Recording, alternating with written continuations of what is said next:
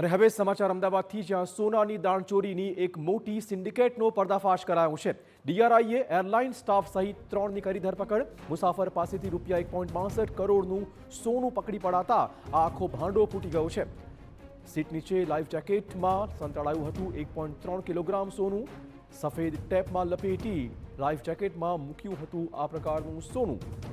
જિદ્દાહથી આવેલી ફ્લાઇટની seat number 30 નીચેથી આ સોનું પકડી પડાયું છે। ઇન્ડિગો એરલાઇન્સના 2 કર્મચારીઓની સંડોવણી પણ આખા રેકેટમાં સામે આવી છે। અમદાવાદના 2 શખ્સો કેરિયર્સની ભરતી કરતા હોવાની આશંકાઓ છે। ડીઆરઆઈની તપાસમાં જિદ્દાહનો જમાન શરીફ મુખ્ય સૂત્રધાર હોવાની વિગતો હાલમાં મળી રહી છે। એરપોર્ટ અને ફ્લાઇટના સીસીટીવીના આધારે ડીઆરઆઈએ તપાસ કરી હતી।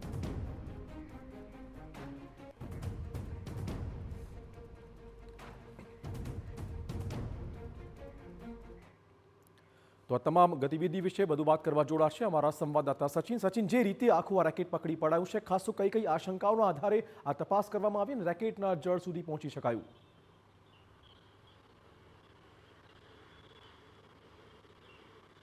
ચિરાગ, સૌથી મહત્વની બાબત અહીંયા એ છે કે ડીઆરઆઈ જે છે અને જે પણ સેન્ટ્રલ એજન્સીઝ છે, એકબીજાના કોઓર્ડિનેશન સાથે આ પ્રકારનું જે દાણચોરીના મામલાઓ હોય એની અંદર આખી સિન્ડિકેટનું અને જે પ્રકારની આખી ટ્રેલ સામે આવી છે, ટ્રેલને લઈને કાર્યવાહી કરતી હોય છે। અગાઉ પણ આ પ્રકારના મામલાઓ સામે આવ્યા છે, જેમાં એરપોર્ટના ગ્રાઉન્ડ સ્ટાફ સહિત એરપોર્ટના જે એરલાઇન્સ છે એ અલગ અલગ એરલાઇન્સના લોકોની સંડોવણી હોવાનું સામે આવ્યું છે।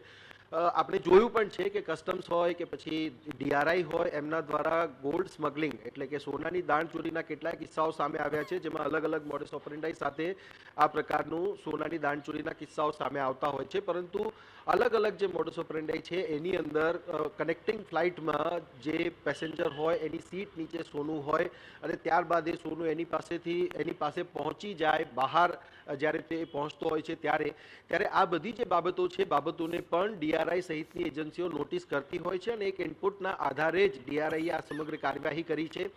અને જે પણ સીસીટીવી ફૂટેજ છે, સીસીટીવી ફૂટેજ એરલાઇન્સના અને સાથે જે એરપોર્ટના સીસીટીવી ફૂટેજ છે એને ખંગાળવામાં આવ્યા।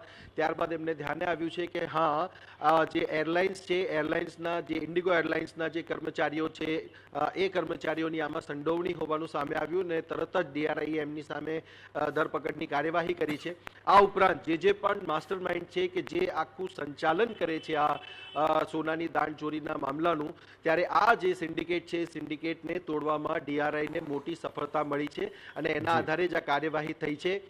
સીટ નંબર 30 નીચે સોનું જે છે એ ચોંટાડીને મૂકીને રાખવામાં આવેલું હોય અને એ ગ્રાઉન્ડ સ્ટાફના કે પછી સિક્યોરિટી સ્ટાફના જે લોકો છે એરલાઇન્સના, એમને ખ્યાલ ન હોય એ બાબત માન્યામાં ન આવે, કારણ કે ફ્લાઇટ ચેક થતી હોય છે, પછી એ કનેક્ટિંગ ફ્લાઇટ હોય તો પણ અને એના સિવાય પણ। ત્યારે આખો જે મામલો છે એ મામલામાં ડીઆરઆઈને આ બાબતની શંકા જતા કાર્યવાહી કરવામાં આવી છે અને આ એક મોટી સિન્ડિકેટનો પર્દાફાશ કરવામાં આવ્યો છે। ધન્યવાદ સચિન, તમામ જાણકારી બદલ। તો ઇન્ડિગોના 2 કર્મચારીઓની સંડોવણી પણ ખુલી છે, તેમની સામે પણ હવે કાર્યવાહી કરાશે। જિદ્દાથી અમદાવાદ આવેલી ફ્લાઇટમાં સવારે 3:25 તમામ સીટની તપાસ કરતા સીટ નંબર 30 નીચેથી આ સોનું મળી આવ્યું હતું। આ સીટ પર સવારી કરનાર મુસાફર અબ્દુલ નાસિર થોટ્ટાથીલ હોવાની વિગતો મળી રહી છે।